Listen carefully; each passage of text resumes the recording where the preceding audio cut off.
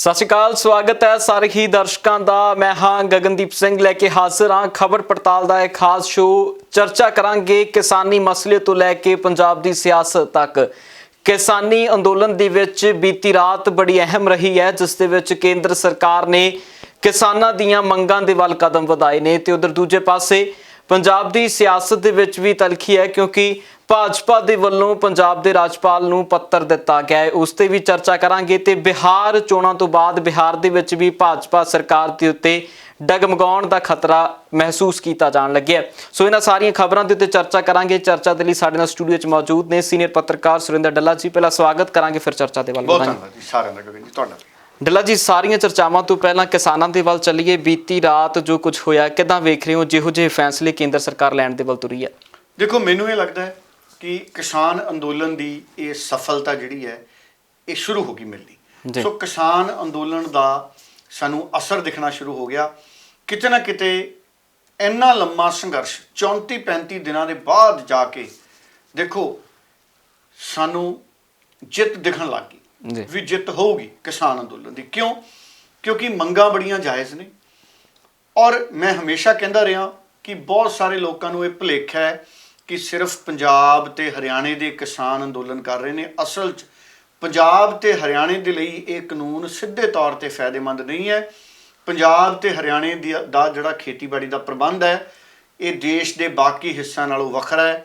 ਹਿਮਾਚਲ ਨਾਲੋਂ, ਜੰਮੂ ਕਸ਼ਮੀਰ ਨਾਲੋਂ, ਛੱਤੀਸਗੜ੍ਹ ਨਾਲੋਂ, ਕੇਰਲਾ ਨਾਲੋਂ, ਯੂਪੀ ਨਾਲੋਂ, ਮੱਧ ਪ੍ਰਦੇਸ਼, ਤਮਿਲਨਾਡੂ ਨਾਲੋਂ, ਪੱਛਮੀ ਬੰਗਾਲ ਨਾਲੋਂ ਵੱਖਰਾ ਹੈ ਪੰਜਾਬ ਦਾ ਖੇਤੀਬਾੜੀ ਦਾ ਪ੍ਰਬੰਧ। ਇਸੇ ਕਰਕੇ ਪੰਜਾਬ ਤੇ ਹਰਿਆਣੇ ਦੇ ਕਿਸਾਨ ਜ਼ਿਆਦਾ ਔਖਾ ਮਹਿਸੂਸ ਕਰ ਰਹੇ ਨੇ, ਕਿਉਂਕਿ ਇਹ ਸਾਡੇ ਖੇਤੀਬਾੜੀ ਪ੍ਰਬੰਧ ਦਾ ਲੱਕ ਤੋੜ ਦੇਣਗੇ ਕਾਨੂੰਨ ਜੀ।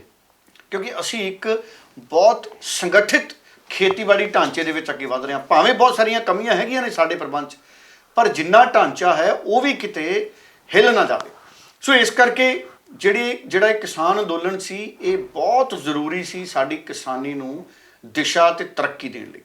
ਹੁਣ ਸ਼ੁਰੂਆਤੀ ਕਾਮਯਾਬੀ ਮੈਂ ਇਸ ਤਰੀਕੇ ਨਾਲ ਕਹੂੰਗਾ, ਸਾਡੇ ਮੰਤਰੀ ਦੇਖੋ ਉਹਨਾਂ ਨੇ ਆਪ ਕਹਿਤਾ ਕਿ ਅਸੀਂ ਇਸ ਗੱਲ ਤੋਂ ਸਹਿਮਤ ਹੋ ਗਏ ਹਾਂ। ਕਿਸਾਨਾਂ ਦੇ ਦੋ ਜਿਹੜੇ ਸੁਝਾਅ ਸੀ ਜਾਂ ਦੋ ਮਦਾਂ ਸੀ ਜਿਹੜੀਆਂ ਜੀ। ਪਰਾਲੀ ਵਾਲਾ ਜਿਹੜਾ ਅਮੈਂਡਮੈਂਟ ਹੈ, ਸਜ਼ਾ ਦਿੱਤੀ ਹੈ। ਦੇਖੋ ਕਿੰਨੀ ਜ਼ਿਆਦਾ ਸਜ਼ਾ, 1 ਕਰੋੜ ਦਾ ਜੁਰਮਾਨਾ, 5 ਸਾਲ ਦੀ ਸਜ਼ਾ। ਦੱਸੋ ਕੋਈ ਗੱਲ ਹੈ ਜੀ? ਔਰ ਦੂਸਰਾ ਇਲੈਕਟ੍ਰਿਸਿਟੀ ਆਰਡੀਨੈਂਸ, ਜਿਹਦੇ ਨਾਲ ਇਹ ਮੰਨਿਆ ਜਾ ਰਿਹਾ ਕਿ ਮੁਫਤ ਇਲੈਕਟ੍ਰਿਸਿਟੀ ਦਾ ਲਾਭ ਖਤਮ ਹੋ ਜਾਊਗਾ। ਅਸਲ 'ਚ ਇਹ ਮੁਫਤ ਇਲੈਕਟ੍ਰਿਸਿਟੀ ਦਾ ਲਾਭ ਨਹੀਂ ਹੈ ਕਿਸਾਨਾਂ ਨੂੰ। ਮੈਂ ਇਹ ਕਹੂੰਗਾ ਕਿ ਮੁਫਤ ਬਿਜਲੀ ਸਾਡੇ ਪੰਜਾਬ ਦੇ ਖੇਤੀਬਾੜੀ ਸੈਕਟਰ ਦਾ ਹੱਕ ਹੈ ਜੀ। ਦੇਸ਼ ਲਈ ਅਨਾਜ ਪੈਦਾ ਕਰਦੇ ਕਰਦੇ ਸਾਡੀਆਂ ਮੋਟਰਾਂ ਡੂੰਘੀਆਂ ਬੰਬੀਆਂ, ਸਾਡੀਆਂ ਟਿਊਬਵੈੱਲ 5 ਫੁੱਟ, 10 ਫੁੱਟ, 15, 20, 25, 30 ਮੇਰੇ ਦੇਖਦੇ ਹੋ ਗਏ 30 ਸਾਲਾਂ 'ਚ। ਅੱਜ ਜਦੋਂ ਮੈਂ 7ਵੀਂ 8ਵੀਂ ਜਮਾਤ 'ਚ ਪੜ੍ਹਦਾ ਸੀ ਹੈ ਗਗਨ ਜੀ, ਖੂਹ ਦੇ ਲਵੇ ਨਹੀਂ ਸੀ ਜਾਂਦੇ ਹੁੰਦੇ, ਪਾਣੀ ਹੁੰਦਾ ਸੀ ਖੂਹ 'ਚ। ਦੂਰੋਂ ਖੜ ਕੇ ਦੇਖਣਾ ਵੀ ਕਿਤੇ ਖੂਹ 'ਚ ਨਾ ਡਿੱਗ ਜੀ। ਜਿਵੇਂ ਮੇਰੀ ਉਮਰ ਵੱਧਦੀ ਗਈ ਪਾਣੀ ਹੇਠਾਂ ਜਾਂਦਾ ਰਿਹਾ। ਹੁਣ ਮੈਂ ਖੇਤੀਬਾੜੀ ਯੂਨੀਵਰਸਿਟੀ, ਜਿਹੜੇ ਲੋਕਾਂ ਨੇ ਹਜੇ ਵੀ ਖੂਹ ਨਹੀਂ ਦੇਖੇ ਸੁੱਕੇ, ਕਿਉਂਕਿ ਬਹੁਤੀਆਂ ਥਾਵਾਂ ਤਾਂ ਭਰੇ ਹੀ ਗਏ, ਪਾਣੀ ਹੈ ਨਹੀਂ ਉਹਨਾਂ 'ਚ, ਖੂਹ ਕੀ ਕਰਨੇ ਰੱਖ ਕੇ ਜੀ, ਹੈ ਜੀ। ਸਮਰਸੀਬਲ ਪੰਪ ਚਲੇ ਗਏ ਨੀਚੇ। ਹੁਣ ਤਾਂ ਮੋਟਰਾਂ ਐਡੀਆਂ ਮਹਿੰਗੀਆਂ 10 ਲੱਖ ਦਾ ਬਣਦਾ। ਜਿਹਨੇ ਹਜੇ ਵੀ ਖੂਹ ਨਹੀਂ ਦੇਖੀ ਉਹ ਮਨਜ਼ੂਰੀ ਲੈ ਲਓ। ਪੰਜਾਬ ਖੇਤੀਬਾੜੀ ਯੂਨੀਵਰਸਿਟੀ ਦੇ ਵਿੱਚ ਕਈ ਖੂਹ ਨੇ ਸੁੱਕੇ ਪਏ ਨੇ। ਛੱਤ ਤੋਂ ਦੇਖੋਗੇ ਐਡਾ ਡੂੰਘਾ ਖੂਹ ਹੋ ਗਿਆ ਜੀ, ਹੈ ਜੀ। ਪਾਣੀ ਹੈ ਨਹੀਂ, ਨਾਮੋ ਨਿਸ਼ਾਨ ਨਹੀਂ ਪਾਣੀ ਦਾ। ਸੋ ਭਾਵ ਦੇਸ਼ ਲਈ ਕਣਕ ਝੋਨਾ ਪੈਦਾ ਕਰਦੇ ਸਾਡੇ ਖੂਹ ਬੰਦ ਹੋ ਗਏ। ਸਮਰਸੀਬਲ ਪੰਪ ਇੰਨੀ ਹੇਠਾਂ ਚਲੇ ਗਏ, ਉਹਨਾਂ 'ਚ ਵੀ ਪਾਣੀ ਖਤਮ ਹੋਣ ਕਿਨਾਰੇ ਆ। ਖੂਹ ਤਾਂ ਅਸੀਂ ਕਾਹਦੇ ਬੰਦ ਕਰਤੇ ਬਿਨਾਂ ਪਾਣੀ ਤੋਂ। ਬਿਲਕੁਲ। ਹੁਣ ਇੰਨਾ ਸਭ ਕੁਝ ਹੋਣ ਦੇ ਬਾਵਜੂਦ ਵੀ ਅਸੀਂ ਕਹੀਏ ਕਿ ਮੁਫਤ ਬਿਜਲੀ ਨਹੀਂ ਦੇਣੀ। ਹੁਣ ਜਿਹੜੀ ਜ਼ਮੀਨ 'ਚੋਂ ਪਾਣੀ ਕੱਢਣ ਲਈ ਸਮਰਸੀਬਲ ਪੰਪ 10 ਲੱਖ ਦਾ ਬਣਦਾ ਜੀ, ਫਿਰ ਉਹ ਬਿਜਲੀ ਜੇ ਕਿਸਾਨ ਆਪਣੇ ਕੋਲੋਂ ਬਾਲਣ ਲੱਗ ਗਿਆ, ਫਿਰ ਤਾਂ ਝੋਨੇ ਦਾ MSP 6000 ਚਾਹੀਦਾ, 5000 ਚਾਹੀਦਾ, ਕੌਣ ਦੇ ਦੂਗਾ ਜੀ? ਸਰਕਾਰ 1875 ਤੇ ਆ ਕੇ ਸਰਕਾਰ ਦੀਆਂ ਅੱਖਾਂ 'ਚ ਹੰਝੂ ਆ ਜਾਂਦੇ। ਜੇ ਮੰਡੀਆਂ ਓਪਨ ਹੋ ਜਾਂਦੀਆਂ ਤੇ 1875 ਵੀ ਨਹੀਂ ਮਿਲਣਾ। ਪ੍ਰਾਈਵੇਟ ਸੈਕਟਰ ਨੇ ਕਿੱਥੇ ਦੇਣਾ? ਗਗਨ ਦੇਖੋ, ਸਰਕਾਰ ਨੇ ਕਈ ਸਾਲ ਪਹਿਲਾਂ ਉਦਾਰਵਾਦੀ ਨੀਤੀਆਂ ਲਿਆਂਦੀਆਂ। ਕਹਿੰਦੇ ਜੀ ਪ੍ਰਾਈਵੇਟ ਕੰਪਨੀਆਂ ਦੇ ਰਿਟੇਲ ਸਟੋਰ ਹੈ, ਉੱਥੇ ਸਬਜ਼ੀਆਂ ਵਿਕਿਆ ਕਰਨਗੀਆਂ। ਵਿਕਦੀਆਂ ਨੇ ਸਬਜ਼ੀਆਂ ਜੀ, ਕੇਲਾ ਕਿਲੋਆਂ 'ਚ ਵੇਚਦੇ ਆ ਉੱਥੇ। ਆ ਸਾਡੇ 25-30 ਰੁਪਏ ਦਰਜਨ ਕੇਲੇ ਆਮ ਵਿਕਦੇ, 20 ਰੁਪਏ ਦਰਜਨ ਵੀ ਕੋਈ ਜ਼ਿਆਦਾ ਹੀ ਵਧੀਆ ਹੋਣ ਉਹ 30 ਰੁਪਏ ਦਰਜਨ ਹੈ, 12। ਬਿਲਕੁਲ। ਹੁਣ ਉੱਥੇ ਕਿਲੋਆਂ 'ਚ ਤੋਲ ਕੇ ਕੇਲੇ ਦਿੰਦੇ ਆ। ਮੈਂ ਅੱਗੇ ਵੀ ਕਿਹਾ ਸੀ ਇੱਕ ਇੱਕ ਗੰਨਾ ਵਿਕਦਾ ਪ੍ਰਾਈਵੇਟ ਕੰਪਨੀਆਂ ਦੇ ਸ਼ੋਰੂਮਾਂ 'ਚ, ਔਰ ਉੱਥੇ ਸਬਜ਼ੀਆਂ ਕਿੱਡੀਆਂ ਮਹਿੰਗੀਆਂ ਨੇ। ਹੁਣ ਤੁਸੀਂ ਗੱਲ ਸਮਝੋ, ਪ੍ਰਾਈਵੇਟ ਸੈਕਟਰ ਦੇ ਸ਼ੋਰੂਮ 'ਚ ਸਬਜ਼ੀ ਆ ਗਈ, ਕਿੱਡੀ ਮਹਿੰਗੀ ਆ ਉਹ ਜੀ। ਰੇਹੜੀ ਵਾਲੇ ਦੀ ਮੰਡੀ ਜਿਹੜੀ ਆਮ ਆਪਣੇ ਖੇਤਾਂ 'ਚ ਪਿੰਡਾਂ 'ਚ ਲੱਗੀ ਹੈ, ਸ਼ਹਿਰਾਂ 'ਚ ਲੱਗੀ ਆ, ਉਹਦੀ ਸਬਜ਼ੀ ਸਸਤੀ ਹੈ, ਪ੍ਰਾਈਵੇਟ ਸ਼ੋਰੂਮ ਦੀ ਸਸਤੀ ਮਹਿੰਗੀ ਹੈ। ਕਿਉਂ? ਇਹ ਉਹਨਾਂ ਕੰਪਨੀਆਂ ਦੇ ਸ਼ੋਰੂਮ ਹੈ ਨਾ ਜਿਨ੍ਹਾਂ ਕੰਪਨੀਆਂ ਨੇ ਖੇਤੀਬਾੜੀ ਸੈਕਟਰ 'ਚ ਆਉਣਾ ਹੈ ਜੀ। ਸਾਰੀਆਂ ਵੱਡੀਆਂ ਕੰਪਨੀਆਂ ਦੇ ਵੱਡੇ ਵੱਡੇ ਸ਼ੋਰੂਮ ਨੇ, ਉਹਨਾਂ ਦੇ ਵਿੱਚ ਸਬਜ਼ੀਆਂ ਕਿੱਡੀਆਂ ਮਹਿੰਗੀਆਂ ਨੇ। ਉਹ ਇਸੇ ਕਰਕੇ ਮਹਿੰਗੀਆਂ ਨੇ ਕਿਉਂਕਿ ਪ੍ਰਾਈਵੇਟ ਸੈਕਟਰ ਵਾਲਿਆਂ ਨੇ ਕਈ ਤਰ੍ਹਾਂ ਦੇ ਖਰਚੇ ਪਾਉਣੇ, ਉਹਨਾਂ ਨੇ ਤਾਂ ਸ਼ੋਰੂਮ ਦਾ ਕਿਰਾਇਆ ਵੀ ਪਾਉਣਾ ਜੀ, ਹੈ ਜੀ। ਸਾਡੀ ਤਾਂ ਰੇਹੜੀ ਵਾਲੇ ਨੂੰ ਤਾਂ ਰੇਹੜੀ ਦਾ ਹੀ ਖਰਚਾ ਪੈਣਾ ਨਾ, ਵੀ ਜੇ ਮੰਡੀ 'ਚ ਲੱਗਣਾ ਤੇ ਮੰਡੀ ਦੀ ਫੀਸ ਮਾੜੀ ਮੋਟੀ 2 ਨੰਬਰ ਵਾਲੀ ਦੇਣੀ ਪੈਂਦੀ ਹੈ ਜੀ। ਬਿਲਕੁਲ। ਉਹ ਅਫਸਰ ਹੀ ਆ, ਕਹਿੰਦੇ ਅੱਜ ਕੱਲ੍ਹ ਜੇ ਕਿਤੇ ਮੰਡੀ ਲੱਗੀ ਹੋਵੇ ਪ੍ਰਤੀ ਰੇਹੜੀ, ਕਈ ਛੋਟੇ ਮੋਟੇ ਲੀਡਰ ਵੀ ਨੇ ਕਹਿੰਦੇ ਉਹਨਾਂ ਨੇ ਵੀ ਬੰਨਿਆ ਹੁੰਦਾ ਵੀ ਮੰਡੀ ਇੱਥੇ ਲਵਾ ਦਿਓ, 100-150 ਰੋਜ਼ ਦਾ ਮੰਡੀ ਰੇਹੜੀ ਵਾਲਿਆਂ ਤੋਂ ਲਈ ਜਾਂਦੇ ਜੀ। ਪਰ ਜਿਹਨੇ ਸ਼ੋਰੂਮ 'ਚ ਸਬਜ਼ੀਆਂ ਵੇਚਣੀਆਂ ਆ ਵੱਡੀਆਂ ਵੱਡੀਆਂ ਕੰਪਨੀਆਂ, ਉਹ ਤਾਂ ਸ਼ੋਰੂਮ ਦਾ ਖਰਚਾ ਵੀ ਸ਼ਲਗਮ ਤੇ ਪਾਉਣਗੇ, ਭਿੰਡੀ ਤੇ, ਤੋਰੀ ਤੇ, ਗਾਜਰਾਂ ਤੇ, ਮਹਿੰਗੀ ਵਿਕਦੀ ਹੈ ਜੀ। ਇਸੇ ਤਰ੍ਹਾਂ ਕਣਕ ਝੋਨਾ ਅਗਰ ਖਰੀਦਣ ਦਾ ਕੰਟਰੋਲ ਸਰਕਾਰੀ ਬੰਦ ਹੋ ਗਿਆ ਤੇ ਪ੍ਰਾਈਵੇਟ ਸੈਕਟਰ 'ਚ ਚੱਲ ਗਿਆ ਤੇ ਆਟਾ ਕਈ ਦਿਨ ਲੰਘ ਜਾ ਕਰਨੇ ਆਟਾ ਦੇਖੇ ਨੂੰ ਹੀ ਐਡਾ ਮਹਿੰਗਾ ਹੋ ਜਾਣਾ ਗਰੀਬ ਆਦਮੀ ਲਈ। ਸੋ ਇਸ ਕਰਕੇ ਮੈਂ ਇਹ ਕਹੂੰਗਾ ਕਿ ਪੰਜਾਬ ਦੇ ਖੇਤੀ ਹਾਲਾਤ ਜਿਹੋ ਜਿਹੇ ਸੀ, ਅੰਦੋਲਨ ਬੜਾ ਜ਼ਰੂਰੀ ਸੀ ਔਰ 2 ਸ਼ੁਰੂਆਤੀ ਜਿੱਤਾਂ ਹੋ ਗਈਆਂ। ਪਰਾਲੀ ਦਾ ਜਿਹੜਾ ਨਿਯਮ ਸੀ ਸਜ਼ਾ ਵਾਲਾ, ਉਹ ਖਤਮ ਕਰਨ ਲਈ ਸਹਿਮਤੀ ਬਣੀ ਹੈ ਔਰ ਬਿਜਲੀ ਦਾ ਆਰਡੀਨੈਂਸ, ਬਿਜਲੀ ਬੜੀ ਜ਼ਰੂਰੀ ਹੈ ਮੁਫਤ, ਇਹ ਲਾਭ ਨਹੀਂ, ਇਹ ਹੱਕ ਹੈ ਪੰਜਾਬ ਦਾ ਅੱਜ ਦੇ ਸਮੇਂ 'ਚ, ਪੰਜਾਬ ਦੇ ਕਿਸਾਨਾਂ ਦਾ, ਜਿੱਥੇ ਵੀ ਮੁਫਤ ਬਿਜਲੀ ਮਿਲਦੀ ਹੈ ਪੰਜਾਬ ਨੂੰ ਤੇ ਹਰਿਆਣੇ ਨੂੰ, ਕਿਉਂਕਿ ਪੂਰੇ ਦੇਸ਼ ਲਈ ਕਣਕ ਝੋਨਾ ਬੀਜਦੇ ਅਸੀਂ ਪਾਣੀ ਥੱਲੇ ਕਰ ਲਏ, ਜ਼ਮੀਨਾਂ ਜਿਹੜੀਆਂ ਨੇ ਅਸੀਂ ਖਰਾਬ ਕਰ ਲਈਆਂ। ਸੋ ਕਿਸਾਨ ਅੰਦੋਲਨ ਨੂੰ ਮੁਬਾਰਕਬਾਦ ਹੈ। ਸਾਡੇ ਬਜ਼ੁਰਗ ਸਾਰੇ ਜਿਹੜੇ ਸੀ ਲਗਾਤਾਰ ਉੱਥੇ ਬੈਠੇ ਹੋਏ ਨੇ, ਪੂਰੇ ਦੁਨੀਆ ਭਰ ਦੇ ਪੰਜਾਬੀ ਔਰ ਜਾਗਰੂਕ ਲੋਕ ਇਹਨਾਂ ਕਿਸਾਨਾਂ ਦੇ ਨਾਲ ਹੈ। ਸੋ ਇਹ ਸ਼ੁਰੂਆਤੀ ਕਾਮਯਾਬੀ ਹੋਈ ਹੈ ਗਗਨ, ਮੈਂ ਇਹ ਮੰਨਦਾ, ਜਿਹੜੀ ਆ ਕੱਲ ਰਾਤ ਵਾਲੀ ਮੀਟਿੰਗ ਖਤਮ ਹੋਈ ਹੈ। ਤੇ ਡੱਲਾ ਜੀ, ਉਧਰ ਜੇ MSP ਜਾਂ ਖੇਤੀ ਕਾਨੂੰਨਾਂ ਦੀ ਗੱਲ ਕਰੀਏ, ਉਹਨਾਂ ਦੇ ਵਿੱਚ ਹੁਣ ਕੀ ਕੁਝ ਅੱਗੇ ਜਿਹੜੀਆਂ ਮਾਦਾਂ ਸਰਕਾਰ ਮੰਨ ਸਕਦੀ ਹੈ, ਕਿੱਥੋਂ ਤੱਕ ਸਰਕਾਰ ਆ ਸਕਦੀ ਹੈ? ਦੇਖੋ, MSP ਦੇ ਉੱਤੇ ਸਰਕਾਰ ਕਹਿੰਦੀ ਅਸੀਂ ਕੋਈ ਲਿਖਤ ਗਰੰਟੀ ਤੁਹਾਨੂੰ ਦੇਣ ਬਾਰੇ ਵਿਚਾਰ ਕਰ ਸਕਦੇ ਹਾਂ।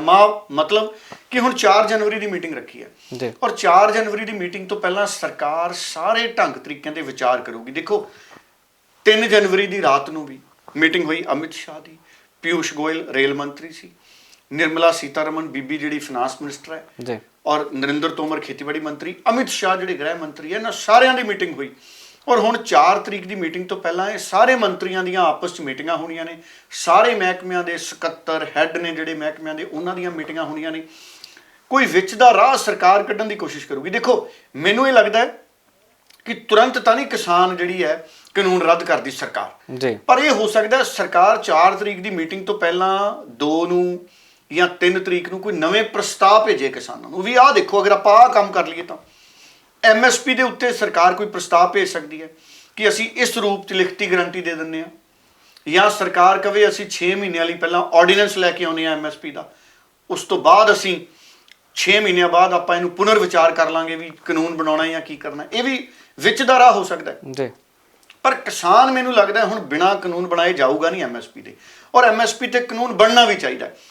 ਸਾਡਾ ਦੇਸ਼ ਦਾ ਵਿੱਤੀ ਪ੍ਰਬੰਧ ਹੈ ਜਿਹੜਾ, ਸਾਡੇ ਦੇਸ਼ ਦਾ ਵਿੱਤੀ ਪ੍ਰਬੰਧ ਹੈ ਜਿਹੜਾ, ਉਹ ਅਗਰ MSP ਤੇ ਕਾਨੂੰਨ ਬਣਾ ਕੇ ਫਸਲਾਂ ਦੀ ਸਾਂਭ ਸੰਭਾਲ 'ਚ ਕਾਮਯਾਬ ਹੋ ਗਿਆ ਨਾ ਜੀ ਗਗਨ, ਯੁੱਧ ਪਲਟਾਊ ਬਦਲਾਅ ਹੋ ਜਾਣੇ ਨੇ। ਯੁੱਗ ਪਲਟਾਊ, ਮੈਂ ਯੁੱਧ ਕਹਿ ਗਿਆ, ਯੁੱਗ ਪਲਟਾਊ ਬਦਲਾਅ ਹੋ ਜਾਣੇ ਨੇ ਸਾਡੇ ਮੁਲਕ 'ਚ। ਖੇਤੀਬਾੜੀ ਦੇ ਰਿਫਾਰਮਸ ਹੋ ਜਾਣਗੇ ਅਗਰ 23 ਦੀਆਂ 23 ਫਸਲਾਂ MSP ਤੇ ਸਰਕਾਰ ਚੱਕਣ ਲੱਗ ਜੇ। ਸਰਕਾਰ ਫਸਲਾਂ ਚੱਕ ਕੇ ਚਾਹੇ ਵੱਖ-ਵੱਖ ਵੱਡੇ ਘਰਾਣਿਆਂ ਨੂੰ ਦੇ ਦੇ, ਉਹਦੇ 'ਚ ਕਿਸੇ ਨੂੰ ਕੀ ਇਤਰਾਜ਼ ਹੈ? ਕਿਸਾਨ ਕਹਿੰਦੇ ਸਾਡੀ ਫਸਲ ਸਰਕਾਰ ਚੱਕੇ ਤਾਂ ਕਿ ਪ੍ਰਾਈਵੇਟ ਸੈਕਟਰ ਵਾਲਾ ਸਾਡਾ ਮੁੱਲ ਨਾ ਡੇਗ ਸਕੇ। ਸਰਕਾਰ ਦਾ ਤੈਅ ਕੀਤਾ ਮੁੱਲ ਜਲਦੀ ਜਲਦੀ ਡਿੱਗਦਾ ਨਹੀਂ, ਭਾਵੇਂ MSP ਤੋਂ ਬਾਅਦ ਕਾਨੂੰਨ ਹੈ ਨਹੀਂ, ਇਸ ਕਰਕੇ MSP ਲੱਗਦੀ ਹੈ 23 ਫਸਲਾਂ ਦੀ, ਪਰ ਸਾਰੀਆਂ ਚੱਕੀਆਂ ਨਹੀਂ ਜਾਂਦੀਆਂ MSP ਤੇ। ਪਰ ਜੇ ਕਾਨੂੰਨ ਬਣ ਗਿਆ, ਘੱਟੋ ਘੱਟ MSP ਤੇ 23 ਫਸਲਾਂ ਵੀ ਚੱਕੀਆਂ ਜਾਣ ਲੱਗ ਗਈਆਂ, ਉਹਦੇ ਨਾਲ ਖੇਤੀਬਾੜੀ ਸੈਕਟਰ 'ਚ ਬਹੁਤ ਵੱਡਾ ਉਛਾਲ ਆ ਜਾਣਾ ਹੈ। ਫਿਰ ਮੋਦੀ ਸਾਹਿਬ ਜਾਂ ਕੇਂਦਰੀ ਸਰਕਾਰ ਸਾਡੇ ਤੋਂ ਹੋਰ ਸਬਜ਼ੀਆਂ ਉਗਵਾਵੇ, ਸਾਡੇ ਤੋਂ ਦਾਲਾਂ ਦੀ ਖੇਤੀ ਕਰਾਵੇ, ਤੇਲ ਬੀਜਾਂ ਦੀਆਂ ਫਸਲਾਂ ਬਜਵਾਵੇ ਕਿਸਾਨਾਂ ਤੋਂ, ਹੈ ਜੀ। ਆਇਲ ਸੀਡ ਜਿਹਨੂੰ ਆਪਾਂ ਕਹਿੰਦੇ, ਆਇਲ ਸੀਡ 'ਚ ਬੜੀ ਸੰਭਾਵਨਾ ਹੈ। ਸੂਰਜਮੁਖੀ ਇੱਕ ਸਮੇਂ ਪੰਜਾਬ 'ਚ ਬੜੀ ਖੇਤੀ ਉੱਠੀ ਸੀ, ਪਰ ਉਹ ਭਾਅ ਨਹੀਂ ਮਿਲਿਆ, ਉਹ ਡੁੱਬ ਗਈ ਖੇਤੀ, ਘਟ ਗਈ ਸੂਰਜਮੁਖੀ। ਹਾਲਾਂਕਿ ਸੂਰਜਮੁਖੀ ਦੀ ਖੇਤੀ ਲਾਹੇਵੰਦ ਹੈ, ਪਰ ਜੇ MSP ਮਿਲਣ ਲੱਗ ਜੇ ਤਾਂ ਰਿਫਾਰਮ ਹੋ ਜਾਣੇ ਨੇ, ਫਸਲੀ ਚੱਕਰ 'ਚ ਬਦਲਾਅ ਹੋ ਜਾਣੇ ਨੇ, ਤੇ ਮੁੜ ਕੇ ਦੇਸ਼ ਦੀ ਸਰਕਾਰ ਨੂੰ ਉਹਦਾ ਫਾਇਦਾ ਬਹੁਤ ਹੋਣਾ। ਜੀ। ਸੋ ਐਮਐਸਪੀ ਤੇ ਸਰਕਾਰ ਗੰਭੀਰਤਾ ਨਾਲ ਵਿਚਾਰ ਕਰੂਗੀ ਗਗਨ। ਉਹ ਜਿਹੜੇ 3 ਖੇਤੀ ਕਾਨੂੰਨ ਹੈ, ਮੈਨੂੰ ਇਹ ਲੱਗਦਾ ਕਿ ਸਰਕਾਰ ਥੋੜੀ ਜਿਹੀ ਢੈਲੀ ਹੋਈ ਹੈ। ਈਗੋ ਹੈ ਹਜੇ ਸਿਸਟਮ 'ਚ, ਸਿਸਟਮ ਦੀ ਈਗੋ ਮੈਨੂੰ ਲੱਗਦਾ ਹੌਲੀ ਹੌਲੀ ਖਤਮ ਹੋਊਗੀ, ਸਰਕਾਰ ਢੈਲੀ ਹੋਊਗੀ। ਔਰ 3 ਖੇਤੀ ਕਾਨੂੰਨਾਂ ਨੂੰ ਖਤਮ ਕਰਨ ਬਾਰੇ ਵੀ ਮੈਨੂੰ ਲੱਗਦਾ ਸਰਕਾਰ ਜ਼ਰੂਰ ਗਹਿਰਾਈ ਦੇ ਨਾਲ ਵਿਚਾਰ ਚਰਚਾ ਕਰੂਗੀ। ਕਿਤੇ ਨਾ ਕਿਤੇ ਬਹੁਤ ਸਾਰੇ ਜਿਹੜੇ ਐਕਸਪਰਟ ਹੈ, ਜਿਹੜੀ ਫੀਡਬੈਕ ਸਰਕਾਰ ਕੋਲੇ ਆਈ ਹੋਣੀ ਹੈ, ਸਰਕਾਰ ਇਸ ਗੱਲ ਨੂੰ ਸਮਝ ਰਹੀ ਹੋਣੀ ਹੈ ਵੀ ਸੱਚਮੁੱਚ ਇਹਨਾਂ ਖੇਤੀ ਕਾਨੂੰਨਾਂ ਤੋਂ ਬਿਨਾਂ ਵੀ ਖੇਤੀ ਹੈ ਜਿਹੜੀ ਉਹਨੂੰ ਅਸੀਂ ਵਧੀਆ ਬਣਾ ਸਕਦੇ ਹਾਂ ਨਵੇਂ ਕਾਨੂੰਨਾਂ ਦਾ ਕੋਈ ਰੂਪ ਦੇ ਕੇ। ਸਰਕਾਰ ਹੁਣ ਪ੍ਰਸਤਾਵ ਦੇਊਗੀ। ਹੋ ਸਕਦਾ ਕਿਸਾਨਾਂ ਨੂੰ ਪਹਿਲਾਂ ਮੁਅੱਤਲ ਕਰਨ ਦਾ ਪ੍ਰਸਤਾਵ ਦੇਵੇ ਵੀ ਆਪਾਂ ਸਸਪੈਂਡ ਕਰ ਲਈਏ, ਜਾਂ 6 ਮਹੀਨੇ ਜਾਂ 1 ਸਾਲ ਲਈ ਆਪਾਂ ਮੁਅੱਤਲ ਕਰ ਲਈਏ, ਫਿਰ ਵਿਚਾਰ ਕਰਾਂਗੇ। ਸੋ ਪ੍ਰਸਤਾਵ ਆਉਣਗੇ ਸਾਰੇ ਸਰਕਾਰ ਵੱਲੋਂ। ਬਾਕੀ ਕਿਸਾਨਾਂ ਦਾ ਅੰਦੋਲਨ ਹੈ ਜਿਹੜਾ, ਉਹਦਾ ਹਾਂ ਪੱਖੀ ਅਸਰ ਹੈ ਜਿਹੜਾ ਉਹ ਸਰਕਾਰ ਤੇ ਪੈ ਰਿਹਾ। ਇਹਦੇ 'ਚ ਕੋਈ ਦੋ ਰਾਏ ਨਹੀਂ ਹੈ, ਕਿਉਂਕਿ ਸ਼ਾਂਤੀਪੂਰਵਕ ਅੰਦੋਲਨ ਹੈ, ਸੰਗਠਿਤ ਅੰਦੋਲਨ ਹੈ, ਔਰ ਸਾਰੇ ਜਿਹੜੇ ਲੋਕ ਨੇ ਉਹ ਕਿਸਾਨ ਨੇ ਜਿਹੜੇ ਇਸ ਅੰਦੋਲਨ 'ਚ ਲੱਗੇ ਹੋਏ ਨੇ ਜੀ। ਔਰ ਇਹ ਅੰਦੋਲਨ 'ਚ ਅਗਰ ਦੇਖੋ ਗਗਨ, ਅਗਰ ਸਰਕਾਰ 3 ਕਾਨੂੰਨ ਰੱਦ ਵੀ ਕਰ ਦਿੰਦੀ ਹੈ ਤੇ ਕਿਸੇ ਵਿਰੋਧੀ ਧਿਰ ਨੂੰ ਇਹਦਾ ਲਾਹਾ ਨਹੀਂ ਮਿਲਣਾ। ਨਾ ਕੇਜਰੀਵਾਲ ਨੂੰ ਲਾਹਾ ਮਿਲਣਾ ਹੈ, ਨਾ ਰਾਹੁਲ ਗਾਂਧੀ ਨੂੰ, ਕਾਂਗਰਸ ਨੂੰ, ਨਾ ਅਕਾਲੀ ਦਲ ਨੂੰ ਲਾਹਾ ਮਿਲਣਾ ਹੈ। ਅਗਰ ਇਹ ਕਾਨੂੰਨ ਰੱਦ ਹੁੰਦੇ ਨੇ ਜੀ, ਇਹਦਾ ਸਿਹਰਾ ਸਿਰਫ ਤੇ ਸਿਰਫ ਕਿਸਾਨ ਦੇ ਸਿਰ ਤੇ ਜਾਣਾ। ਕਿਸੇ ਪੋਲੀਟੀਕਲ ਪਾਰਟੀ ਨੂੰ ਕੋਈ ਇਹਦੇ ਤੋਂ ਲਾਭ ਜਿਹੜਾ ਹੈਗਾ ਉਹ ਨਹੀਂ ਮਿਲਣਾ। ਜੀ। ਤੇ ਵੇਖ ਸਕਦੇ ਆ ਕਿ ਫਿਰ ਆਉਣ ਵਾਲੀਆਂ ਵਿਧਾਨ ਸਭਾ ਚੋਣਾਂ ਦੇ ਵਿੱਚ ਖੇਤੀ ਕਾਨੂੰਨਾਂ ਦਾ ਅਸਰ ਪੰਜਾਬ ਦੀ ਸਿਆਸਤ ਦੇ ਉੱਤੇ ਨਹੀਂ ਹੋ? ਨਹੀਂ, ਦੇਖੋ ਅਗਰ ਕਿਸਾਨ ਜਿੱਤ ਕੇ ਆ ਜਾਂਦੇ ਨੇ ਇਸ ਅੰਦੋਲਨ ਨੂੰ ਜੀ, ਤੇ ਫਿਰ ਮੈਨੂੰ ਇਹ ਲੱਗਦਾ ਹੈ ਕਿ ਪੰਜਾਬ 'ਚ ਜਿਹੜੇ ਕਿਸਾਨ ਨੇ ਉਹ ਸੰਗਠਿਤ ਹੋਣਗੇ। ਔਰ ਮੇਰੀ ਗੁਜ਼ਾਰਿਸ਼ ਵੀ ਹੈ ਸਾਰੇ ਕਿਸਾਨ ਸੰਗਠਨਾਂ ਨੂੰ ਮਿਲ ਕੇ ਸਰਬਸੰਮਤੀ ਦੇ ਨਾਲ ਪੰਜਾਬ 'ਚ ਰਾਜਨੀਤੀ 'ਚ ਆਪਣਾ ਦਖਲ ਪਾਓ। ਭਾਵੇਂ ਆਪਣੀ ਵੱਖਰੀ ਕਿਸਾਨ ਪਾਰਟੀ ਬਣਾਓ। ਕਈਆਂ ਨੇ ਤਾਂ ਕੱਲ ਦੇ ਸ਼ੋਅ ਤੋਂ ਬਾਅਦ ਕਹਿ ਹੀ ਦਿੱਤਾ ਕਿ ਚੋਣ ਨਿਸ਼ਾਨ ਟਰੈਕਟਰ ਰੱਖ ਲਓ। ਜੀ। ਚਲੋ ਚੋਣ ਨਿਸ਼ਾਨ ਤਾਂ ਜਿਹੜਾ ਹੈਗਾ ਉਹ ਦੇਣਾ ਹੈ ਇਲੈਕਸ਼ਨ ਕਮਿਸ਼ਨ ਨੇ, ਪਰ ਪੰਜਾਬ 'ਚ ਕਿਸਾਨਾਂ ਦੀ ਪਾਰਟੀ ਹੋਣੀ ਚਾਹੀਦੀ ਹੈ ਗਗਨ। ਪੋਲੀਟੀਕਲ ਪਾਰਟੀ ਕਿਸਾਨਾਂ ਦੀ ਹੋਣੀ ਚਾਹੀਦੀ ਹੈ, ਨਵੀਂ ਮਤਲਬ ਕਿ ਅਕਾਲੀ ਦਲ, ਕਾਂਗਰਸ, ਬੀਜੇਪੀ, ਆਮ ਆਦਮੀ ਪਾਰਟੀ ਜਾਂ ਢੀਂਡਸਾ ਸਾਹਿਬ, ਲਿਪ, ਖਹਿਰਾ ਸਾਹਿਬ, ਇਹਨਾਂ ਤੋਂ ਵੱਖਰੀ ਇੱਕ ਪਾਰਟੀ ਹੋਣੀ ਚਾਹੀਦੀ ਹੈ। ਮੁੜ ਕੇ ਜਿਹੜਾ ਮਰਜ਼ੀ ਲੀਡਰ ਉਹ ਚਾਹੀ ਜਾਵੇ, ਪਰ ਕਿਸਾਨ ਉਹ ਇਹਨਾਂ ਪੁਰਾਣੇ ਲੀਡਰਾਂ ਨੂੰ ਨਾ ਹੀ ਲੈਣ ਪਾਰਟੀ 'ਚ। ਇਹ ਵੀ ਤਹਈਆ ਕਰ ਲੈਣ ਕਿਸਾਨ ਕਿ ਜਿਹੜੇ ਪੁਰਾਣੇ ਲੀਡਰ ਨੇ, ਇੱਕ ਵਾਰ ਦੇ ਐਮਐਲਏ, ਅਸੀਂ ਕਿਸੇ ਨੂੰ ਨਹੀਂ ਲੈਣਾ। ਸਿਰਫ ਕਿਸਾਨ ਆਪਣੀ ਪਾਰਟੀ ਨੂੰ ਅੱਗੇ ਲੈ ਕੇ ਜਾਣ। ਭਾਵੇਂ 5 ਪਾਰਲੀਮੈਂਟ ਦੀਆਂ ਸੀਟਾਂ ਜਿੱਤਣ, ਭਾਵੇਂ 13, ਭਾਵੇਂ 20 ਵਿਧਾਨ ਸਭਾ ਦੀਆਂ ਸੀਟਾਂ ਜਿੱਤਣ, ਚਾਹੇ 40, ਪਰ ਕਿਸਾਨਾਂ ਦੀ ਨੁਮਾਇੰਦਗੀ ਫਿਰ ਵਿਧਾਨ ਸਭਾ 'ਚ ਪਹੁੰਚ ਜੂਗੀ। ਜੀ, ਇਹ ਮੇਰਾ ਸੁਝਾਅ ਹੈ। ਪਰ ਇਸ ਅੰਦੋਲਨ ਨੂੰ ਜਿੱਤਣ ਤੋਂ ਬਾਅਦ, ਪਹਿਲਾਂ ਨਹੀਂ, ਅਗਰ ਅਸੀਂ ਪਹਿਲਾਂ ਪੋਲਿਟਿਕਸ ਵਾਲੇ ਪਾਸੇ ਅਸੀਂ ਸੋਚ ਰੱਖਾਂਗੇ ਤੇ ਇਹ ਅੰਦੋਲਨ ਦਾ ਜਿਹੜਾ ਮਕਸਦ ਹੈ ਉਹ ਭਟਕ ਸਕਦਾ ਸਾਡਾ। ਜੀ। ਤੇ ਡੱਲਾ ਜੀ, ਉੱਧਰ ਪੰਜਾਬ ਦੀ ਸਿਆਸਤ ਦੇ ਵੱਲ ਨੂੰ ਚੱਲੀਏ ਤਾਂ ਭਾਜਪਾ ਦੇ ਪ੍ਰਧਾਨ ਰਾਜਪਾਲ ਨੂੰ ਮਿਲ ਕੇ ਆਏ ਨੇ, ਕਹਿੰਦੇ ਕਿ ਮੌਜੂਦਾ ਸਮਾਂ ਜਿਹੜਾ ਨਗਰ ਨਿਗਮ ਚੋਣਾਂ ਦੇ ਲਈ ਸਹੀ ਨਹੀਂ ਹੈ। ਇਹਨੂੰ ਕਿਸ ਤਰ੍ਹਾਂ ਵੇਖ ਰਹੇ ਹੋ ਤੁਸੀਂ? ਦੇਖੋ, ਕਿਉਂਕਿ ਭਾਰਤੀ ਜਨਤਾ ਪਾਰਟੀ ਨੂੰ ਇਹ ਲੱਗਦਾ ਕਿ ਇਸ ਵਕਤ ਮਾਹੌਲ ਬੀਜੇਪੀ ਦੇ ਖਿਲਾਫ ਹੈ। ਉਹ ਇਸੇ ਕਰਕੇ ਮਿਲ ਕੇ ਆਏ ਨੇ ਵੀ ਅਗਰ ਇਸ ਵੇਲੇ ਚੋਣਾਂ ਹੋ ਗਈਆਂ ਤੇ ਅਸੀਂ ਕਿਤੇ ਨਗਰ ਨਿਗਮ ਚੋਣਾਂ 'ਚ ਹਾਰ ਹੀ ਨਾ ਜਾਈਏ, ਕਿਉਂਕਿ ਹੁਣ ਤਾਂ ਛੜਈਆ ਹੋ ਗਿਆ ਅਕਾਲੀ ਦਲ ਤੋਂ ਵੀ ਭਾਜਪਾ ਦਾ। ਪਹਿਲਾਂ ਤਾਂ ਅਕਾਲੀ ਦਲ ਨਾਲ ਮਿਲ ਕੇ ਬੀਜੇਪੀ ਵਾਲੇ ਚੋਣਾਂ ਲੜ ਲੈਂਦੇ ਸੀ, ਪਰ ਕਾਰਪੋਰੇਸ਼ਨ ਦੀਆਂ ਚੋਣਾਂ ਜਾਂ ਜਿਹੜੀਆਂ ਦੂਜੀਆਂ ਚੋਣਾਂ ਨੇ, ਹੁਣ ਬੀਜੇਪੀ ਨੂੰ ਇਹ ਲੱਗਦਾ ਹੈ ਵੀ ਅਗਰ ਅਸੀਂ ਹਾਰ ਗਏ ਤੇ ਵਿਧਾਨ ਸਭਾ ਚੋਣਾਂ 'ਚ ਸਾਡੀ ਤਿਆਰੀ ਨੂੰ ਗਹਿਰੀ ਸੱਟ ਲੱਗੂਗੀ। ਸੋ ਇਸ ਕਰਕੇ ਉਹਨਾਂ ਨੂੰ ਰੋਸ ਵੀ ਹੈ। ਉਹ ਕਹਿੰਦੇ ਪੰਜਾਬ 'ਚ ਕਾਂਗਰਸ ਹੈ ਜਿਹੜੀ ਉਹ ਕਿਸਾਨਾਂ ਦੀ ਪਿੱਠ ਤੇ ਖੜੀ ਹੈ, ਪੁਲਿਸ ਹੈ ਜਿਹੜੀ ਉਹ ਕਾਂਗਰਸ ਦੇ ਵਰਕਰ ਦੇ ਤੌਰ ਤੇ ਕੰਮ ਕਰ ਰਹੀ ਹੈ। ਅਸ਼ਵਨੀ ਸ਼ਰਮਾ ਨੇ ਐਲੀਗੇਸ਼ਨ ਵੀ ਦਿੱਤੇ ਨੇ। ਸੁਭਾਵਿਕ ਤੌਰ ਤੇ ਹੈ, ਜਦੋਂ ਅਕਾਲੀ ਬੀਜੇਪੀ ਦੀ ਸਰਕਾਰ ਸੀ ਉਦੋਂ ਕਾਂਗਰਸ ਵੀ ਇਹ ਕਹਿੰਦੀ ਸੀ ਵੀ ਪੁਲਿਸ ਅਕਾਲੀ ਦਲ ਦੇ ਇਸ਼ਾਰੇ ਤੇ ਕੰਮ ਕਰ ਰਹੀ ਹੈ ਤੇ ਪੁਲਿਸ ਅਕਾਲੀ ਬੀਜੇਪੀ ਦੇ ਵਰਕਰ ਦੇ ਤੌਰ ਤੇ ਕੰਮ ਕਰ ਰਹੀ ਹੈ। ਇਹ ਤਾਂ ਉਹੀ ਬਿਆਨ ਨੇ, ਇਹਨਾਂ ਦੇ ਵਿੱਚ ਨਵਾਂ ਕੁਛ ਨਹੀਂ ਜੀ, ਇਹਨਾਂ ਦੇ ਵਿੱਚ ਨਵਾਂ ਕੁਛ ਨਹੀਂ ਹੈ ਜੀ। ਸੋ ਇਸ ਕਰਕੇ ਇਹ ਸਿਆਸੀ ਇਲਜ਼ਾਮ ਨੇ। ਬਾਕੀ ਠੀਕ ਹੈ, ਜਿਹੜੀਆਂ ਵੋਟਾਂ ਨੇ, ਦੇਖੋ ਹੁਣ ਐਡੀ ਮਹਾਮਾਰੀ ਸੀ ਮੁਲਕ 'ਚ, ਬਿਹਾਰ 'ਚ ਤਾਂ ਵੋਟਾਂ ਕਰਾ ਲੀਆਂ ਜੀ, ਆ ਹੁਣੀ ਜੰਮੂ ਕਸ਼ਮੀਰ 'ਚ ਹੋ ਕੇ ਹਟੀਆਂ ਨੇ, ਦੇਖੋ ਆ ਅੰਬਾਲੇ 'ਚ ਹੋ ਕੇ ਹਟੀਆਂ ਨੇ, ਅੱਜ ਨਤੀਜੇ ਵੀ ਕੱਲ ਆ ਗਏ ਜੀ। ਤੇ ਪੰਜਾਬ 'ਚ ਕਾਰਪੋਰੇਸ਼ਨ ਦੀਆਂ ਚੋਣਾਂ ਨੂੰ ਕੀ ਦਿੱਕਤ ਹੈ? ਹੁਣ ਤਾਂ ਕਹਿੰਦੇ ਪੰਜਾਬ 'ਚ ਨਾਈਟ ਵਾਲਾ ਕਰਫਿਊ ਖਤਮ ਕਰਨ ਤੇ ਸਰਕਾਰ ਵਿਚਾਰ ਕਰ ਰਹੀ ਹੈ ਜੀ। ਸੋ ਇਸ ਕਰਕੇ ਚੋਣਾਂ ਹੋ ਜਾਣੀਆਂ ਚਾਹੀਦੀਆਂ ਨੇ, ਕੋਈ ਐਡਾ ਫਰਕ ਨਹੀਂ ਪੈਣਾ। ਇਹਨਾਂ ਸ਼ਹਿਰਾਂ ਦੀਆਂ ਵੋਟਾਂ ਨੇ, ਇਹ ਨਗਰ ਕਮੇਟੀਆਂ, ਕੌਂਸਲਾਂ ਦੀਆਂ, ਪਿੰਡਾਂ 'ਚ ਪਾਉਣਗੇ ਲੋਕ ਵੋਟਾਂ। ਬਿਲਕੁਲ। ਤੇ ਡੱਲਾ ਜੀ, ਇੱਕ ਬਿਹਾਰ ਦੇ ਵਿੱਚ ਬੜੀ ਚਰਚਾ ਤੁਰ ਰਹੀ ਹੈ ਕਿ ਬਿਹਾਰ ਦੇ ਵਿੱਚ ਜਿਹੜਾ ਭਾਜਪਾ ਨੂੰ, ਜਿਹੜਾ ਗੱਠਜੋੜ ਭਾਜਪਾ ਉੱਥੇ ਕਰਨ ਜਾ ਰਹੀ ਸੀ, ਉਹਨੂੰ ਝਟਕਾ ਲੱਗ ਸਕਦਾ। ਸਰਕਾਰ ਉੱਥੇ ਫਿਰ ਜਿਹੜੇ ਲਾਲੂ ਪ੍ਰਸਾਦ ਹੋਣਾ ਦੇ ਸਪੁੱਤਰ ਦੀ ਆ ਸਕਦੀ ਹੈ। ਦੇਖੋ ਹੋਇਆ ਕੀ ਹੈ, ਅਰੁਣਾਚਲ ਪ੍ਰਦੇਸ਼ ਦੇ ਵਿੱਚ ਜਨਤਾ ਦਲ ਯੂਨਾਈਟਿਡ, ਨਿਤਿਸ਼ ਕੁਮਾਰ ਦੀ ਜਿਹੜੀ ਪਾਰਟੀ ਹੈ, ਜਿਹਦੇ ਮੁੱਖ ਮੰਤਰੀ ਨੇ ਉਹ ਜੀ, ਉਹਦੇ 6 ਵਿਧਾਇਕ ਕਹਿੰਦੇ ਉੱਧਰ ਚਲੇ ਗਏ ਹੈ ਜੀ। ਜੀ 6 ਵਿਧਾਇਕ ਨਹੀਂ 6 ਲੀਡਰ ਜੀ 6 ਲੀਡਰ 6 ਆਗੂਆਂ ਦਾ ਚਲੇ ਜਾਣਾ ਭਾਰਤੀ ਜਨਤਾ ਪਾਰਟੀ 'ਚ ਉਹਨਾਂ ਨਾਲ ਜਿਵੇਂ ਅਕਾਲੀ ਦਲ ਦੇ ਕਹਿੰਦੇ ਸੀ ਨਾ ਪ੍ਰਕਾਸ਼ ਸਿੰਘ ਬਾਦਲ ਵੀ ਬੀਜੇਪੀ ਨਾਲ ਸਾਡਾ 9 ਮਾਸ ਦਾ ਰਿਸ਼ਤਾ ਹੈ ਜੀ ਉਹ ਨਿਤਿਸ਼ ਕੁਮਾਰ ਉਹਨਾਂ ਦਾ ਵੀ ਉਹ 9 ਮਾਸ ਦੇ ਰਿਸ਼ਤੇ ਵਾਲੀ ਗੱਲ ਹੀ ਸੀ ਪਰ ਜਨਤਾ ਦਲ ਯੂਨਾਈਟਿਡ ਛੱਡ ਕੇ 6 ਲੀਡਰ ਚਲੇ ਗਏ ਭਾਜਪਾ 'ਚ ਜੀ ਤੇ ਹੁਣ ਐਤਕੀ ਬਹੁਮਤ ਤਾਂ ਆਪਣਾ ਆਇਆ ਨਹੀਂ ਨਿਤਿਸ਼ ਕੁਮਾਰ ਤਾਂ ਵੱਡੀ ਪਾਰਟੀ ਨਹੀਂ ਬਣਿਆ ਬਿਹਾਰ 'ਚ ਹੁਣ ਨਿਤਿਸ਼ ਕੁਮਾਰ ਉਹਨਾਂ ਨੂੰ ਇਹ ਲੱਗਦਾ ਹੈ ਵੀ ਭਾਜਪਾ ਕਿਤੇ ਸਾਡੇ ਤੇ ਵੀ ਇੱਥੇ ਉਸੇ ਤਰੀਕੇ ਦਾ ਕੋਈ ਰਾਜਨੀਤਿਕ ਏਜੰਡਾ ਨਾ ਲਾਗੂ ਕਰੇ ਜੀ ਹਾਲਾਂਕਿ ਨਿਤਿਸ਼ ਕੁਮਾਰ ਬੋਲ ਨਹੀਂ ਰਹੇ ਇਹਦੇ ਤੇ ਪਰ ਉਹਨਾਂ ਦੇ ਦਿਲ 'ਚ ਜ਼ਰੂਰ ਹੈ ਜੀ ਕੋਈ ਨਾ ਕੋਈ ਡਰ ਸ਼ੰਕਾ ਹੋਊਗਾ ਪਰ ਦੂਜੇ ਪਾਸੇ ਆਰਜੇਡੀ ਵਾਲੇ ਦਾਅਵਾ ਕਰੀ ਜਾਂਦੇ ਨੇ ਉਹਨਾਂ ਦੇ ਇੱਕ ਆਗੂ ਨੇ ਸ਼ਾਮ ਰਜ਼ਾਕ ਆਰਜੇਡੀ ਦੇ ਉਹ ਤਾਂ ਗੱਲ ਬਹੁਤ ਅੱਗੇ ਵਧਾਤੀ ਉਹ ਕਹਿੰਦੇ ਜਨਤਾ ਦਲ ਯੂਨਾਈਟਿਡ ਦੇ 17 ਵਿਧਾਇਕ ਸਾਡੇ ਸੰਪਰਕ 'ਚ ਹੈ ਉਹਨਾਂ ਨੇ ਬਿਆਨ ਦਿੱਤਾ ਜੀ ਸ਼ਾਮ ਨਾਇਕ ਕਹਿੰਦੇ ਰਜ਼ਾਕ ਕਹਿੰਦੇ ਸ਼ਾਮ ਰਜ਼ਾਕ 17 ਜਨਤਾ ਦਲ ਯੂਨਾਈਟਿਡ ਦੇ ਵਿਧਾਇਕ ਸਾਡੇ ਨਾਲ ਨੇ ਜੇ 17 ਜਨਤਾ ਦਲ ਦੇ ਵਿਧਾਇਕ ਨਿਤਿਸ਼ ਕੁਮਾਰ ਨੂੰ ਛੱਡ ਕੇ ਕਿਤੇ ਆਰਜੇਡੀ ਨਾਲ ਚਲੇ ਗਏ ਫਿਰ ਤਾਂ ਸਰਕਾਰ ਡਿੱਗ ਜਾਊਗੀ ਬੀਜੇਪੀ ਦੀ ਤੇ ਨਿਤਿਸ਼ ਕੁਮਾਰ ਦੀ ਬਿਲਕੁਲ ਪਰ ਹਜੇ ਕੋਈ ਖਤਰਾ ਨਹੀਂ ਜਦ ਤੱਕ ਉਹ ਵਿਧਾਇਕ ਜਾਂਦੇ ਨਹੀਂ ਉਧਰ ਜੀ 17 ਦੇਖੋ ਦਲ ਬਦਲ ਕਾਨੂੰਨ ਨਹੀਂ ਲਾਗੂ ਹੁੰਦਾ ਅਗਰ 1/3 ਜੀ ਅਗਰ 1/3 ਚਲੇ ਜਾਣ ਹੈ ਜੀ ਜੀ 1/3 ਮਤਲਬ 100 ਚੋਂ 33 ਚਲੇ ਜਾਣ 1/3 ਜੀ ਤੀਜਾ ਹਿੱਸਾ ਅਗਰ ਕਿਸੇ ਪਾਰਟੀ ਦੇ ਛੱਡ ਕੇ ਉਧਰ ਚਲੇ ਜਾਣ ਫਿਰ ਦਲ ਬਦਲ ਕਾਨੂੰਨ ਨਹੀਂ ਲਾਗੂ ਹੁੰਦਾ ਸੋ ਹੁਣ ਅਗਰ ਉਹ ਕਹਿ ਰਹੇ ਨੇ 17 ਵਿਧਾਇਕ ਸਾਡੇ ਸੰਪਰਕ 'ਚ ਹੈ ਜੇ 17 ਵਿਧਾਇਕ ਜਨਤਾ ਦਲ ਯੂਨਾਈਟਿਡ ਨੂੰ ਕਿਤੇ ਛੱਡ ਜਾਂਦੇ ਨੇ ਲਾਲੂ ਪ੍ਰਸਾਦ ਯਾਦਵ ਦੀ ਪਾਰਟੀ ਨਾਲ ਜੀ ਫਿਰ ਤਾਂ ਉਹ ਤੇਜਸਵੀ ਯਾਦਵ ਜਿਹੜਾ ਨੌਜਵਾਨ ਮੁੰਡਾ ਹੈ ਫਿਰ ਤਾਂ ਸਰਕਾਰ ਵੀ ਬਣਾ ਸਕਦਾ ਉਹ ਵਿਧਾਨ ਸਭਾ ਦੇ ਵਿੱਚ ਬਿਲਕੁਲ ਸੋ ਇਹ ਦੇਖਦੇ ਹਾਂ ਬਾਕੀ ਕੀ ਬਣਦਾ ਹਜੇ ਤਾਂ ਇਹ ਦਾਅਵੇ ਨੇ ਹਾਲਾਂਕਿ ਜਿਹੜੇ ਜਨਤਾ ਦਲ ਯੂਨਾਈਟਿਡ ਵਾਲੇ ਨੇ ਨਿਤਿਸ਼ ਕੁਮਾਰ ਦੀ ਪਾਰਟੀ ਦੇ ਲੀਡਰ ਹੈ ਉਹ ਨਕਾਰ ਰਹੇ ਨੇ ਉਹ ਕਹਿੰਦੇ ਚ ਕੋਈ ਸੱਚਾਈ ਨਹੀਂ ਨੇ ਸਾਡੇ ਵਿਧਾਇਕ ਇੱਟ ਵਰਗੇ ਪੱਕੇ ਨੇ ਉਹ ਕਹਿੰਦੇ ਸਾਡੇ ਵਿਧਾਇਕ ਕਿਤੇ ਨਹੀਂ ਜਾਂਦੇ ਉਹਨਾਂ ਦਾ ਇਹ ਕਹਿਣਾ ਬਾਕੀ ਦੇਖਦੇ ਹਾਂ ਜੀ ਕੀ ਬਣਦਾ ਆਉਂਦੇ ਸਮੇਂ 'ਚ ਪਤਾ ਲੱਗੂ ਕਿ ਵਿਧਾਇਕ ਮਜ਼ਬੂਤ ਹੈ ਅੱਬਲ ਇੱਟ ਦੇ ਨਹੀਂ ਜਾਂ ਪਿੱਲੀ ਇੱਟ ਹੈ ਜੀ ਵਿਧਾਇਕ ਦਰਅਸਲ ਪੰਜਾਬ ਦੇ ਵਿੱਚ ਹੁਣ ਚਰਚਾਵਾਂ ਉੱਠ ਗਈਆਂ ਕਿ ਜਿਹੜੀ 31 ਤਰੀਕ ਭਾਵ ਕਿ ਅੱਜ ਤੋਂ ਜਿਹੜਾ ਨਾਈਟ ਕਰਫਿਊ ਕੱਲ ਜਿਹੜਾ 1 ਜਨਵਰੀ ਤੋਂ ਪੰਜਾਬ ਦੇ ਵਿੱਚ ਖਤਮ ਕਰ ਰਹੀ ਹੈ ਪੰਜਾਬ ਸਰਕਾਰ ਇਸ ਤੇ ਵੀ ਜਿਹੜਾ ਖੁੱਲ੍ਹ ਕੇ ਦੱਸੋ ਕਿ ਕਿਹੜੀਆਂ ਨਵੇਂ ਫੈਸਲੇ ਜਿਹੜੇ ਪੰਜਾਬ ਸਰਕਾਰ ਨੇ ਕੀਤੇ ਨੇ ਦੇਖੋ ਜਿਹੜੇ ਮਹਾਮਾਰੀ ਦੇ ਕੇਸ ਸੀ ਨਾ ਇਹ ਰੱਬ ਦਾ ਬਹੁਤ ਬਹੁਤ ਧੰਨਵਾਦ ਹੈ ਸ਼ੁਕਰਗੁਜ਼ਾਰ ਹਾਂ ਕਿ ਸਾਡੇ ਕੇਸ ਘਟ ਹੀ ਰਹੇ ਨੇ ਦੇਖੋ ਸਾਡੇ ਕਿਸਾਨਾਂ ਦਾ ਅੰਦੋਲਨ ਹੈ ਦਿੱਲੀ 'ਚ ਵੀ ਕੇਸ ਘਟ ਗਏ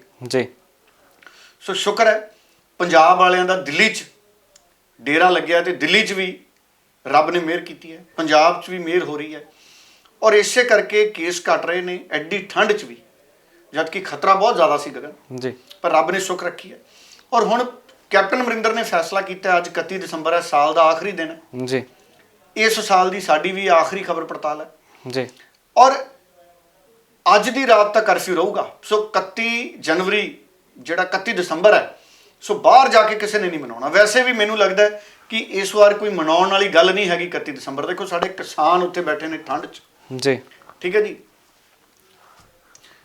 ਸਾਡੇ ਇਤਿਹਾਸ ਸਾਡਾ ਇਸ ਜਿਹੜਾ ਇਸ ਮਹੀਨੇ ਦਾ ਇਹ ਸਾਨੂੰ ਖੁਸ਼ੀਆਂ ਮਨਾਉਣ ਦੀ ਇਜਾਜ਼ਤ ਨਹੀਂ ਦਿੰਦਾ ਸੋ ਮੈਂ ਤਾਂ ਕੋਈ ਕਿਸੇ ਪਾਰਟੀ 'ਚ ਕਿਸੇ ਜਸ਼ਨ 'ਚ ਸ਼ਾਮਲ ਨਹੀਂ ਹੋਣਾ 31 ਦਸੰਬਰ ਰੱਬ ਦਾ ਨਾਮ ਲਓ ਆਰਾਮ ਨਾਲ ਰਜਾਈ 'ਚ ਬੈਠ ਕੇ ਜੀ ਆਪਣਾ ਕੰਮਕਾਰ ਕਰੋ ਔਰ ਅੱਜ ਦਾ ਦਿਨ ਰਾਤ ਦਾ ਕਰਫਿਊ ਜਾਰੀ ਰਹੂਗਾ ਸੋ 1 ਜਨਵਰੀ ਤੋਂ ਰਾਤ ਦਾ ਕਰਫਿਊ ਜਿਹੜਾ ਖਤਮ ਹੈ ਸੋ ਮੈਨੂੰ ਇਹ ਲੱਗਦਾ ਹੈ ਕਿ ਕੱਲ ਤੋਂ ਰਾਤ ਦਾ ਕਰਫਿਊ ਖਤਮ ਹੋ ਗਿਆ ਹੋਟਲਾਂ ਵਾਲੇ ਵੀ ਖੁੱਲ੍ਹ ਸਕਣਗੇ ਵਿਆਹ ਸਮਾਗਮਾਂ 'ਚ 100 ਤੋਂ 200 ਇਨਡੋਰ ਲਈ ਜਿਨ੍ਹਾਂ ਨੇ ਆਊਟਡੋਰ ਲਈ ਜਿਹਨੇ ਖੁੱਲ੍ਹੇ ਮੈਦਾਨ 'ਚ ਵਿਆਹ ਕਰਨਾ ਹੈ 500 ਦੀ ਮਨਜ਼ੂਰੀ ਹੈ ਵਿਆਹ ਜਾਂ ਹੋਰ ਸਮਾਗਮ ਚਲੋ ਵਿਆਹ ਤਾਂ ਘੱਟ ਹੀ ਕਰੋ ਘੱਟ ਬੰਦਿਆਂ ਨਾਲ ਹੀ ਵਿਆਹ ਕਰਨਾ ਚਾਹੀਦਾ ਅੱਜ ਕੱਲ੍ਹ 4-5 ਨਾਲ ਵਿਆਹ ਹੋ ਜਾਂਦਾ ਹੋਰ 6ਵੇਂ ਬੰਦੇ ਦੀ ਤਾਂ ਲੋੜ ਹੀ ਨਹੀਂ ਹੁੰਦੀ ਉੱਥੇ ਜੀ ਔਰ ਪ੍ਰਸ਼ਾਸਨ ਸੋਸ਼ਲ ਡਿਸਟੈਂਸਿੰਗ ਸਮਾਜਿਕ ਦੂਰੀ ਦਾ ਨਿਯਮ ਹੈ ਉਹਦਾ ਖਿਆਲ ਰੱਖਾਊਗਾ ਔਰ ਜਿਹੜੇ ਵਪਾਰ ਕਾਰੋਬਾਰ ਸੀ ਜਿਹੜੇ ਪਿਛਲੇ ਸਾਲ 'ਚ ਪਿਛਲੇ ਸਾਲ 'ਚ ਬਹੁਤ ਘਾਟਿਆਂ 'ਚ ਗਏ ਹੈ ਅਰਦਾਸ ਕਰਾਂਗੇ ਰੱਬ ਅੱਗੇ ਕਿ ਅਗਲੇ ਸਾਲ 'ਚ ਨਵੇਂ ਸਾਲ 'ਚ ਸਾਰਿਆਂ ਦੇ ਕੰਮ ਧੰਦੇ ਚੱਲਣ ਵਪਾਰ ਤਰੱਕੀਆਂ 'ਚ ਹੋਣ ਤੇ ਲੋਕ ਵੱਧ ਚੜ੍ਹ ਕੇ ਇੱਕ ਦੂਜੇ ਦੀ ਮਦਦ ਵੀ ਕਰਨ ਰੁਜ਼ਗਾਰ ਵਾਪਸ ਮੁੜਨ ਬਹੁਤ ਸਾਰੇ ਲੋਕਾਂ ਦੀਆਂ ਤਨਖਾਹਾਂ ਘਟੀਆਂ ਸੀ ਉਹ ਮੁੜ ਕੇ ਹੋਰ ਵੱਧ ਜਾਣ ਸੋ ਸਾਰਿਆਂ ਦਾ ਕੰਮ ਧੰਦਾ ਚੱਲੇ ਸੋ ਇਹੀ ਆਸ ਦੇ ਨਾਲ ਆਪਾਂ ਸਾਰਿਆਂ ਨੂੰ ਨਵੇਂ ਸਾਲ ਦੀਆਂ ਸ਼ੁਭ ਕਾਮਨਾਵਾਂ ਦੇ ਸਕਦੇ ਹਾਂ ਅੱਜ ਵੀ ਕੱਲ ਤੋਂ ਆਹ ਸਾਲ ਵੀ ਚਲੋ ਸਾਡੇ ਲਈ ਚੰਗਾ ਨਹੀਂ ਰਿਹਾ ਬਹੁਤ ਸਾਰੇ ਲੋਕਾਂ ਲਈ ਚੰਗਾ ਵੀ ਰਿਹਾ ਹੋਣਾ, ਪਰ ਕਿਉਂਕਿ ਬਹੁਤ ਸਾਰੇ ਲੋਕ ਦੁਨੀਆ ਤੋਂ ਚਲੇ ਗਏ, ਕਾਰੋਬਾਰ ਮੰਦੇ ਹੋ ਗਏ, ਇਸ ਕਰਕੇ ਖੁਸ਼ੀਆਂ ਮਨਾਉਣ ਦਾ ਵੇਲਾ ਨਹੀਂ ਹੈ। ਸੋ ਅੱਜ ਬਾਹਰ ਜੇ ਸਮਾਗਮ ਨਾ ਕੀਤੇ ਜਾਣ ਤੇ ਚੰਗੀ ਗੱਲ ਹੈ।